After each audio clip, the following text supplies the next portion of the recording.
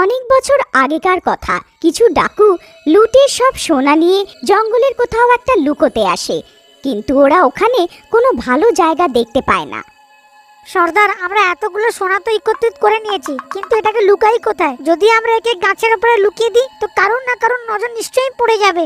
তুমি ঠিক বলছো কালিয়া, আমরা এই সোনা গাছের নিচে লুকাতে পারবো না। তোমরা এক কাজ করো, এখানে গভীর খাড্ডা খুদে এখানে সব সোনা লুকিয়ে দাও। তারপর ওই সব চোরেরা মিলে এক গভীর গর্ত খুঁড়তে থাকে। কিছুক্ষণ সময়ের মধ্যে ওরা এক গভীর গর্ত খুঁড়ে নেয়। তখনই ওই গভীর গর্ত থেকে বাজে গন্ধ আসতে থাকে। কালিয়া ওতে উকি মেরে দেখে তো ওর নিজের চোখ বিশ্বাস করতে পারে না। ওই গর্ত থেকে শাকচুন্নিকে দেখতে পায়। ভয়ের চোটে ওর আওয়াজ বন্ধ হয়ে যায়। কি হলো কালিয়া, তোমার এরা মুখ চোখ লাল হয়ে গেছে কেন? কি দেখতে পেরেছো তুমি? তখনই দেখতেই দেখতে ওই শাকচুন্নি ওই গর্ত থেকে বাইরে এসে যায়। ও আকারে অনেক বড় হয় আর